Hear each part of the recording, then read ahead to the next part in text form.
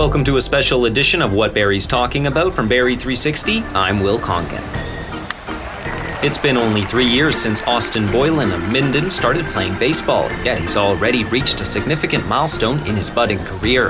Has signed on to play Division I baseball in the United States when he heads off to North Dakota State next fall. Despite dealing with injuries, notably a torn ACL, he's demonstrated resilience and gives credit to his hometown and the Barrie Baycats, who he'll suit up for before going off to school. Barrie 360 chatted with Austin and his dad, Jason Boylan.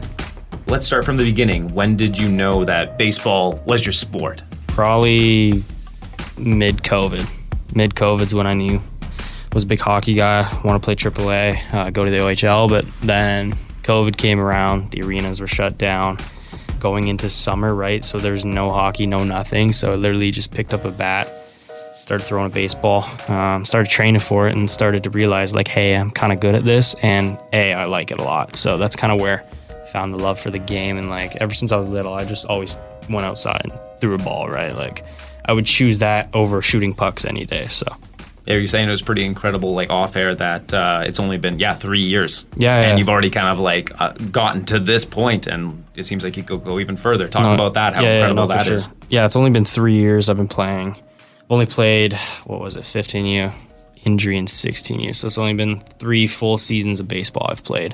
Did when you kind of like started playing, did it just everything like line up? Just baseball made sense? Yeah, no, for sure. Like the first team I made, so out of COVID, a little bit deeper into the story is I literally just started like taking videos, just kind of looking at myself, the way I moved, how to get better, and I don't even know what I was training for. I was just training. I don't even know. I was just training, right? Like to have something to do, because there wasn't a lot to do, right, except for video games and stay in your house. I wanted to do something other than that. So up in Minden, started training, and then the Team Ontario Astros out of Vaughan, Ontario, in the league that I'm in right now, the Canadian Premier Baseball League, they had open tryouts, virtual tryouts. So I literally just sent my videos in that I recorded in my backyard and got a tryout, and then got placed on the 14U team for my first, I guess, organized year of baseball. So through this time as well, you've dealt with some injuries. Tore my ACL last year, so that was tough. Right before my 16U season, which is, a big season in baseball. Obviously, this last season was the biggest, 17U. But yeah, it was tough fighting through that injury. Countless hours of physio, a lot of mental hardships that I had to go through as well. It definitely took a toll, right? Do you think that has prepared you to maybe, hopefully you don't get another injury, but to go through that process at a young age, you kind of know how to deal with that and to maintain your body going forward if you want to reach the pros? It's taught me a lot about how to rest it, how to come back, how to eat right, how to do everything right in terms of off the field. Because I didn't realize before my injury how much stretching actually mattered, right? Like I guess that we'd only do like a 10-minute stretch, but now I'm doing like an hour before we actually warm up, stretching everything out of my body. Obviously, it's honestly maybe been a blessing in disguise. Obviously, like no one likes to get an injury. Like I did not like getting that injury, but it's taught me a lot of, how to get through something, how to get through adversity. How has the Barrie Baycats, how has their role played in your experience and your journey so far? And maybe talk about Josh Matlow. Yeah, Josh Matlow. So Matlow gave me the opportunity last year to help me get back going. So I play for the Ontario Blue Jays, obviously, but our pitchers aren't doing live at-bats in the winter, right? Like they get going live ABs probably in March. So I needed to get ready for this upcoming season, right? And I didn't have till March. I only got cleared in, I think it was like June. I only got cleared in June, and we were already a month into the season. So January, February, Matlow gave me the opportunity, go to the warehouse here in Barrie, get my eye for the ball back. Wasn't taking any swings, right, because it wasn't cleared yet, but just getting my eye back for the ball. And yeah, just being around those guys, it was good. They definitely helped in terms of preparing me for this season where, I committed to North Dakota, so. Through these 3 years, has one position in particular gravitated towards you, or do you feel like you could still technically play any position, or maybe talk about your position that you play now and what going forward you'd like to play? I still feel I'm very raw, obviously in the sport. Still got a lot more to learn, a lot more things to develop, but I think that's what makes me unique. I still feel I can play third, like injury or not. I still feel I can play third. Coaches project me more now as an outfielder. What draws coaches' attentions to me is not my fielding, it's more the bat. So where, like, as long as I'm hitting, as long as I do what I need to do, doesn't matter whether I'm DH, outfield, they'll find a place for me. Talk to me about the commitment process to North Dakota.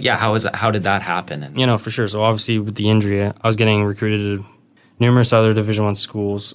Unfortunately, some of those guys went away as soon as I got injured, right? Because I didn't have new updated video. I didn't have anything like that. I was just prioritizing getting back, right? And obviously, it was a 9-month journey. So got back in June. Recruiting process is very unique. Playing throughout the United States. We went down to Louisiana, Boston, Indiana, multiple tournaments down there. A lot of scouts saw us. Well, like I said, I was getting recruited by multiple schools. So with North Dakota, that your dad was saying of how the coaches seem to really just connect with you. No, for sure. Like ever since Indiana, so that's where they saw me. Coach Hunt from North Dakota, he saw me in Indiana. We jumped on a phone call when I headed to Boston, so that was our first initial phone call. We just sat there and talked for literally an hour. That was the first kind of like thing, like, hey, like we got something here. Like the way we talked to each other, it was a very open and honest relationship. He asked me about my knee. I gave him an honest answer. Injuries happen, right? We talked about just processes at the plate, like other things than like, hey, how's your season doing? Like it was very unique. It was very unique, right? Yeah. So we jumped on phone calls every week. So Coach Hunt told me that North Dakota is a unique fit. They don't like to commit their guys like these Power 5 schools that commit their guys 4 years in advance. North Dakota likes to see what they're going to get in the next year. So they commit later, and they like guys that are going to, work hard, right? And I've shown that, and I do that. Back to the process. We're jumping on calls every week for updated talks, how I'm doing. More questions about the school. I think I asked literally every question you could ever think of to ask a coach. Got to take that virtual visit, and they were like, where are you at in the recruiting process? I was like, I'm talking to multiple schools, and I kind of already knew. I knew from the start, like, North Dakota was at the top of my list compared to all the other D1s, just because they showed they actually cared, right? Some schools just called. As a parent on that situation, straight out that, everybody tells you that they love your son. Everybody does. And, I actually had some really good advice from the parents that have been, actually both his mom and I had advice from the parents that were before us through the process saying, you're going to have 20 schools that love your son. So we did. A lot of schools. Then it gets down to 10. Then it gets down to 5. And then the guys that actually stick with you through the process, and this is where I can actually tell from all the parents that are dealing with this with their kids, is that everybody will throw things at you, but you would have to investigate because, there's going to be kids this year that we know, unfortunately, that have been committed for 4 years that are going to not have a home. And this is like there could be kids that they could sit with all the new rules with the NCAA with the new 34 rule. So they could have 80 kids, they could get to camp, and then they get sent home. The most impressive thing about North Dakota, and it's pretty much summed it up in one line, was when we were speaking to the folks on the call, was, Austin, we wanted you 4 months ago. We had a offer here for you, but we wanted to make sure you wanted like before I committed, right, I called the coaches, and I called Coach Hunt, who kind of brought me on board, right? He's the one who scouted me. Coach Hunt was there in Indiana. He saw me play, and he was like, I kind of knew from the first phone call, from the first time I saw you, I was like, that's a kid that's going to hit. But I like that North Dakota took their time and, like, really made sure I was the right fit, but then also they were the right fit for me. So that's how that relationship kind of worked. Just their philosophies. Their player development is a big piece for me. Like I said, I'm pretty raw in the sport, right? I only started 3 years ago, right? There's a lot more to learn in the sport and learn about me as a player. So their player development, they get guys drafted. That's the next goal, is to get drafted to the major leagues. So their player development's going to be good. All the facilities, I think they just built like a new $56 million training facility that we get. So obviously North Dakota is cold. So it's definitely going to be colder than Barrie. But, that's okay. I feel like right? So I feel like I'd be out of place anyways at Christmas time if it was, palm trees and Well, he did hot have a weather, couple of but- schools down in California that were looking for him. I couldn't see him surf. Couple of schools And the were big thing is, recruiting, the school in North Dakota, they actually have probably about 7 Canadians there by the time we get Yeah, there. no, they're a Oh, school that's that nice likes too. A little Canadians. more familiarity. Yes. Oh yeah, they're a All- school that all likes friends. Canadians, and they're only, I think, 3 hours from Winnipeg, so close to home-ish. But another thing that drew me to North Dakota and what the coaches liked in me is that adversity part played a big thing, right? Getting through that injury. On the first phone call, I talked a lot about that, and the coaches were like, I like that you brought that up, because in North Dakota, we're a very unique school in terms of they only have 2 months at home. So not even. I think they have a month in schedule at home because of the winter, right? So the first 2 months, we're on the road every weekend. So we're going down, we're playing LSU, we're playing California. Oregon State, Yep. California, University of California, UCLA. Like, we're playing all the big boys, but that's what the coaches said. They're like, we need guys that can fight through that adversity, because guys aren't going to put up the best numbers at the start of the season, right? We're going to play the best Division I schools in the United States of America, right? These are dudes. Like, LSU, I think, had how many draft picks this year? I don't even know. 13. Something like that, right? They're going to be good, but guys aren't going to put up the best numbers. But if you can, get through that mentally, right? Baseball is a very mentally challenging sport, right? You go 0 for 5, you're thinking, oh my gosh, like, I suck. Like, what can I do to change that? It's always an evolving sport, right? So you're always learning something. So if you can get through that adversity, that's another big thing. I don't back down from a challenge. That's what kind of drove me to them as well. Back to that player development piece, that's going to be huge in player development. If you're playing the best, you're going to, I guess, like, not be the best, but when you're playing the best, you're going to, Rise your level. Yeah, Get exactly. there and get to have that. Funny thing is, exposure. Coach Hunt said to me when they were down in Louisiana, the first thing he said in our call, joking around, was Austin was in a home run derby with his team down at the Emergy World Series this year, and he hit a ball off the LSU scoreboard. And he says, "Can you do that for us? We lost 6-3 last year." So it was kind of like one of those things. That was a long hit, but the thing is the fact is that Austin has changed his whole philosophy. He used to be more, he could run like the wind. He was one of the fastest kids in Canada until his injury. Well, he's getting back there Yeah, now, I'm getting back. Like I said, it's only been a year since but he's this evolved injury. his bat now, which is the huge thing, which he's... So like I said, it was maybe a blessing in disguise, because my speed's down right now. It's just how it happens, right? When you're in recovery mode and you're just sitting there. I was sitting there for probably 4 weeks, right? Just hitting upper body. Couldn't move my bottom half, right? Because just needed to heal. So I kind of went more into my power type swings now. So I used to be a big contact guy, like hit the gaps, like contact with a little bit of power. But this year, like, I've hit like 5 homers. One was a grand slam. One was a 3-run shot at big time tournaments. So that's kind of also what got me on the train in North Dakota. And his exit velo got over almost 103. Oh, yeah. Hit 102 exit velo for personal record. So that was good. I asked off air how Josh Matlow, because he went to school down in the States. Yep. Has he helped you during this journey? No, 100%. He told me, I remember about 2 years ago, I was getting recruited to University of Minnesota. He was like, good school, but make sure that they want you, right? Like, make sure you're wanted. You got to go where you're wanted. And that's the thing with North Dakota. They called me every week. They were checking up on me. We had that relationship. Just the way Coach Hunt and Coach Oakes at North Dakota State talked, it kind of just fit Josh's help in that type of area, just in terms of talking to coaches, definitely helped for sure. And he told me about it. Josh isn't the biggest guy. He was a second baseman, I think, at Canisius, Division I, same type thing, right? And height is not my strength for sure, but that doesn't matter in baseball, right? As long as you develop, as long as you put in the work in terms of that, and hopefully this year it'll be more.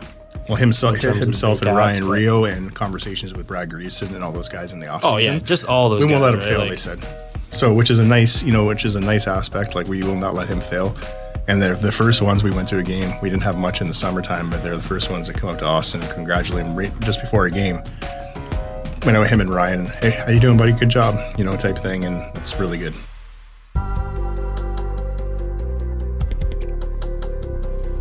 We also caught up with Barrie Baycats president and GM Josh Matlow about his team winning the IBL championship this past season, the impact they've had in the Barrie and Simcoe community, and his relationship with Austin. Tell me the emotions you felt once the game ended and you won the championship. There's a lot of emotions, mostly relief. Obviously, it's quite the climb and quite the ride to get to where we were and actually win it. Unlike last year, it was a relief feeling that, all the hard work and effort we put in actually paid off. Did you have a thought at all through your playoff run that you swept the entire playoff run 10-0, or was it just kind of a next game mentality after each game? Yeah, it was definitely a next game mentality. We always kept saying the job's not done. You're up 1-0, you're up 2-0, job's not done. Even when we won the first series in the second, job's not done. So it was just kind of, the guys knew what was at stake, but what needed to get done. We didn't realize, I guess. I mean, we knew we were undefeated. We knew we were playing well. But then they were speaking about this 93, or at the time it was 50 or 60 innings without trailing after the end of the innings. And that came to our attention towards the finals. And we thought, you know what, it's cool. It's a great stat, but it's not going to be that easy in the finals. And not to say it was, but the boys turned it up even more of a notch for the finals and just kind of cruised. What's something you can take away from your playoff run? What did your team show?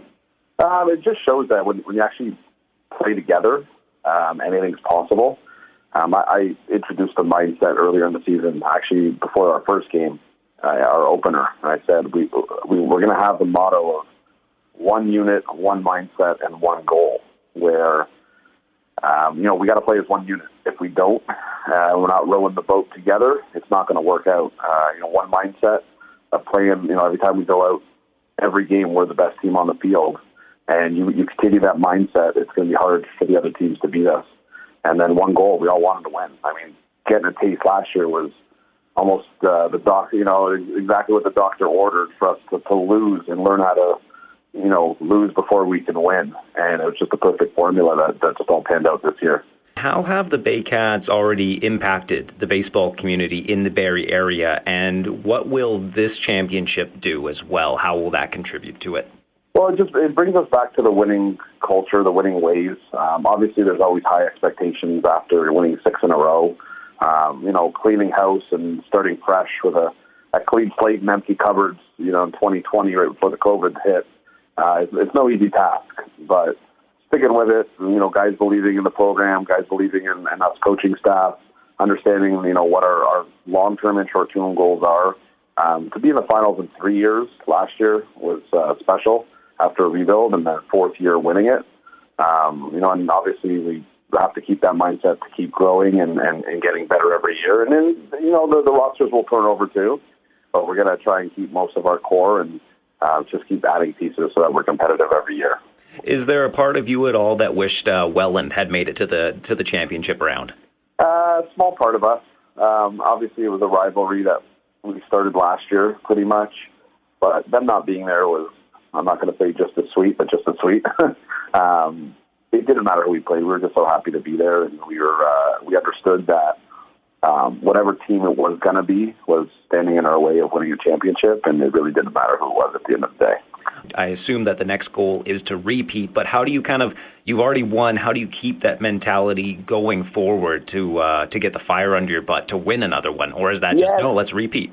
Yeah, that's a great question. It's, we haven't been there yet, so I can't speak of it, but I just believe that, the guys who are coming back to defend and trying to, win back-to-back. Back-to-back, cool. 3-peats are cool. These are reasons why guys return. But we just want to keep winning ways. We just want to keep that winning culture. We're so happy for everybody involved, the organization. They deserve it too. But just to note on a few statistics, we've been in the league 24 seasons. We've now won 8 championships. So it's quite the percentage.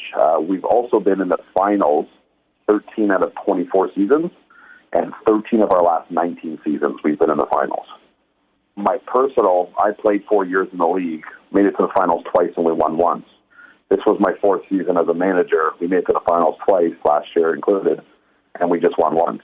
So history does repeat itself, and it's pretty cool to see everything come full circle. Would you mind now talking about Austin Boylan? Yeah, so obviously, we're still high on the championship, but you still got to look to next season. So Austin's a young local talent. He was, again, a lot of guys come in at 18 years old and your elite programs and your OBJ programs, and they're good talent. But it's all about getting to that next level. So he's going to be going to school. I've invited him out a few times in the off season, really coming off of his injury, to get back in the box, face some of our pitchers in the indoor workouts, and that just helps him get repetitions, get his eyes back, get his timing back. So that helped him a lot. But I think just having a conversation with him, like, he's such a good kid, comes from a good family. We have a conversation with his dad all the time. He's around the ballpark. They're Baycats fans, so they're always out at the ballpark. He was out there once, and he was cleared to start hitting. I said, get your stuff on. Let's go take some BP. Now, obviously, he was nervous, but that's part of growing, right? So we're looking to hopefully have him this year as one of our rookies. He's now old enough to come in and play with us. But and he'll fail. He'll fail miserably. I tell all my rookies are going to, it's not something you want to brag about or something you want to, tell your rookies to knock their confidence down. But this is also a level where it kind of humbles them a little bit. Mm-hmm. So they could be great at their age, 18U. You could be the best player in Ontario, but you've never seen pitching like this. You've never seen professional MLB pitchers. So to come and learn from that, I think is huge for their growth. I'm a big advocate of it. I try to, even 16, 17-year-olds, some of the top players in our region, I'm inviting to our workouts, just so they can feel it, see it, learn from it. There's so much value to that. I'm always a fan of playing up kind of thing, playing out of your comfort zone. But that's what I'm hoping for him, where he'd come in, fail a little bit, learn from it, grow, and then when he goes out to school, it'll almost seem easier for him. Did you have a mentor or your childhood baseball group that you looked up to? Did you kind of have that as well, of someone giving you that chance to get that experience and get those reps that maybe failed miserably too? So simple answer is no, absolutely not. I picked up a bat at 17 years old, got a Division I scholarship at 18 and a half. I was an athlete. I figured it out, but I never had that opportunity. I think that's where, my mindset comes in, saying we have a platform now for everything. And it's not just for baseball, it's for community, it's for helping out, it's for, a helping hand in the community to show, there's a platform that we have that is dear to so many that, if it's something as simple as Canadian Blood Services are down on donations, we did a campaign with them, somewhere where we can help and promote amongst our social media and database. We're huge on that. So that's where the community does tie in, but it all comes hand in hand, where I never had that opportunity on a baseball side of things because I was so late to the game. But I have that opportunity now as a coach, as a president, as a GM, to invite these kids out and show them the other side of the game and just be like, hey, you're good that you're at your age, but what happens when you meet bigger and stronger players? What happens when you go to college? What happens if you get drafted? That's kind of the beauty of growing up and being able to teach the kids from guys that have been there and done that. So I have guys on my team that have played in the minor leagues, and they come out, and one of them, Chris Cox, he had nerve damage, but he has a plethora of information he can teach the young guys. And he kept coming out, and he was in the bullpen, and he was talking baseball, and he was teaching the young guys, and they're going to learn from that. So he's able to give back in that way, and I'm able to give back in whatever way possible for the young kids, and it's just a win-win for everybody. You mentioned that you played Division I ball. Have you helped him in that portion of his journey at all, giving him tidbits at all for when he goes to North Dakota? Yeah, him and his dad thanked me for it. I'm not too sure. I just have good, honest conversations with him, and a couple of schools were looking at him, and they weren't biting. And be patient. If you're good enough, they'll find you. Don't settle for somewhere you don't want to go or somewhere you're not keen on. And they were patient, and they got a great ride, great scholarship, great program. They were very thankful for that. But I think it's really just being that little birdie on their shoulder and saying, hey, it's going to be okay. It's overwhelming. It's a fun ride. Enjoy it. And just sit back and let it all kind of happen. Not only Josh Matlow and the Baycats, we asked Austin about the impact his parents have played to help him get to this point. Boylan also says he wants to show other kids from small towns and communities that they can make it too. How your dad, what role he has played in this journey? Yeah, no, for sure. My parents have played a big role in terms of it. Obviously, playing for Ontario Blue Jays costs a pretty penny. Gets up there in price, but we've done our time in terms of getting sponsors. So the city of Barrie has been helpful. Got some people in Barrie, yep. Yeah, we've had sponsors from Barrie all over, right? Sponsors from Haliburton County. So, it takes a village. Definitely my parents have helped that way, countless hours driving from here to Mississauga for training. 5 days a week. 5 days a week, something like that, yeah. Played a huge role financially, mentally, right? Because that takes a toll. When you're coming back home at 1 o'clock and got to get up for work at 7:30, that's tough. So yeah, I've seen the constant. School in Markham too. Right? And and I was going to school in Markham, right? Yeah. So Every day. yeah, totally forgot about that. Yeah, I was going to school in Markham, countless hours on the road. So I'm definitely thankful, to my dad for that. And it's been, I wouldn't say it's been easy, but it definitely came out on top, and got everything I've wanted so far. Gotten a Division I scholarship to a great school, but the next steps, obviously, I always told myself, hey, get to school and whatever comes after is going to come, right? And that's just a blessing, but now it's more believable now. It sounds like you've already not accepted, but have that professionalism. Seems like right away you knew this is what you have to do. Like how you said, "Hey, Dad, how can I get here?" Maybe talk about the professionalism aspect. No, for Seems like sure. you're already in a good spot. Yeah, like since I pretty much moved out of my house, right? Like I've been on the road since grade 9, so I moved out at grade 9. So I went to Haliburton Highlands Secondary School for my grade 9 year. It was obviously tough to move out that young. But then that's kind of where it taught me a lot, like just to move out, go on. Like I wasn't on my own, I had my dad, but still I'm moving away from everything I knew, right? Moved down to the city, moved down to play a sport that I didn't have a lot of experience in, right? But obviously I had the talent to do.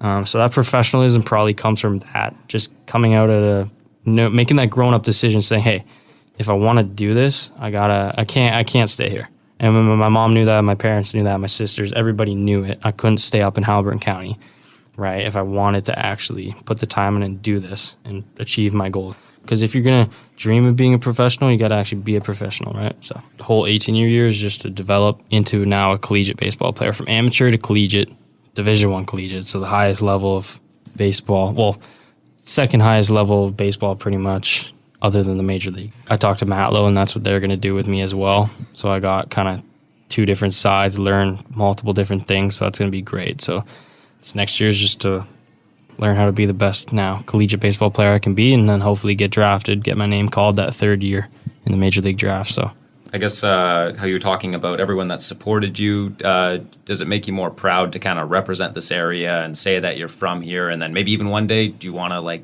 suit up for Canada? Baseball's coming back to the Olympics, right? So that's in 2028. So my goal is go to North Dakota, develop as much as I can, work every day at it.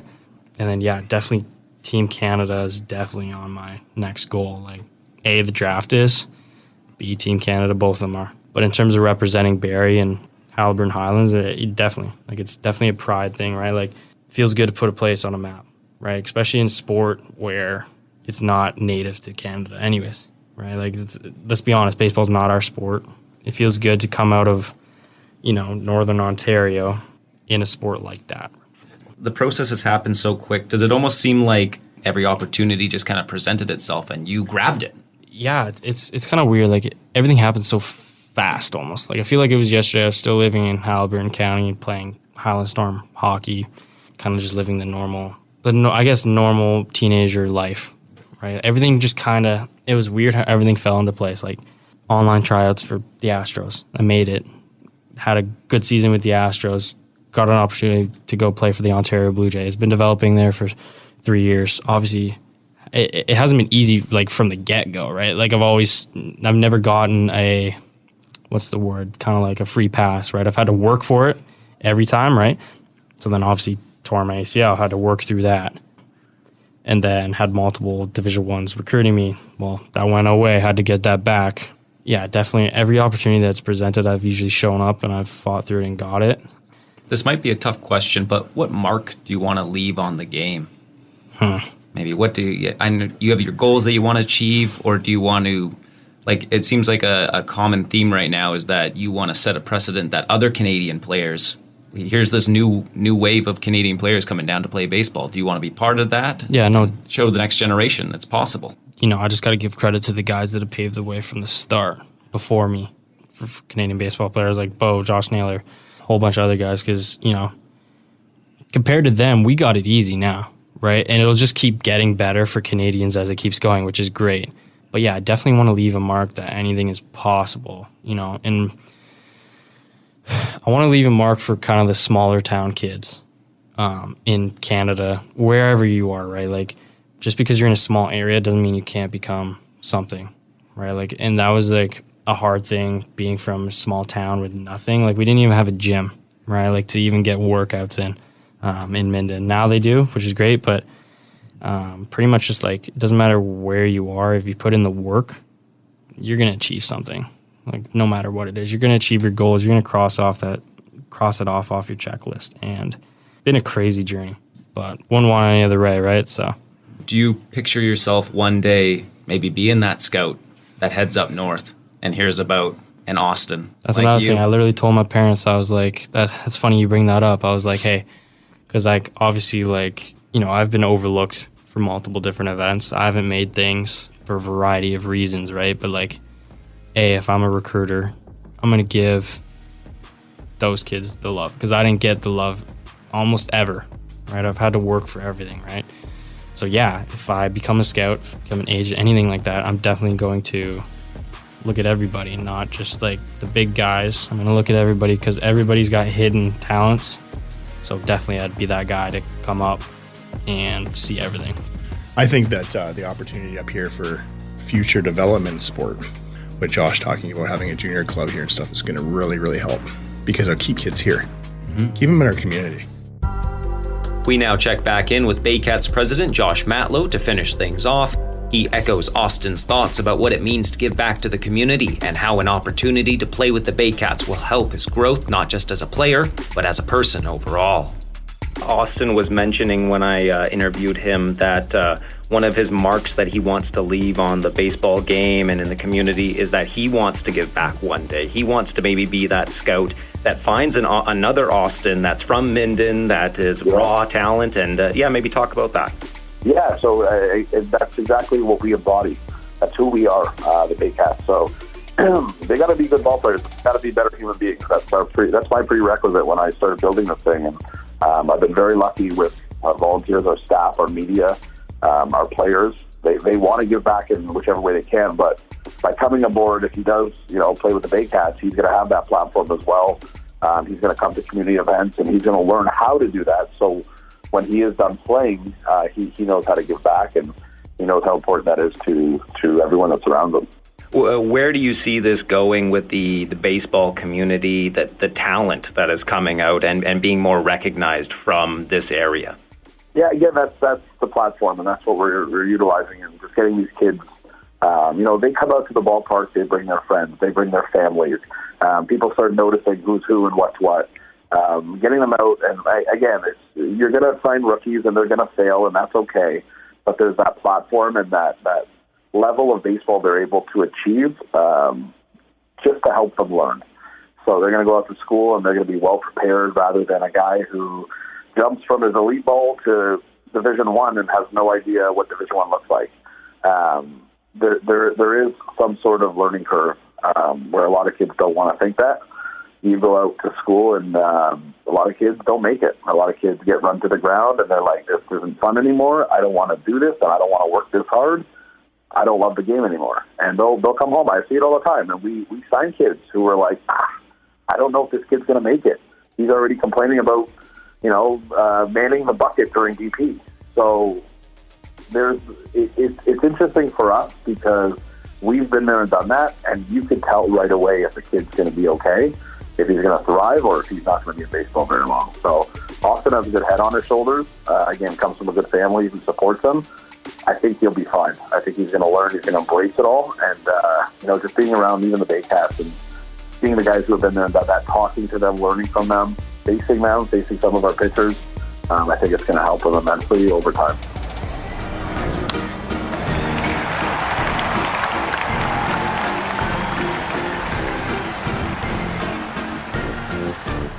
Thanks for listening to this special edition of What Barrie's Talking About from Barrie 360. And thanks to Austin, his dad Jason, and Josh Matlow for chatting, as well as to Matt Ladder for his technical expertise. If you like what you have heard, think about subscribing to What Barrie's Talking About. You can also keep up with What Barrie's Talking About on X at Barrie 360, on our website, barrie360.com, and there's our daily Kickstart podcast available from any streaming service and on our website.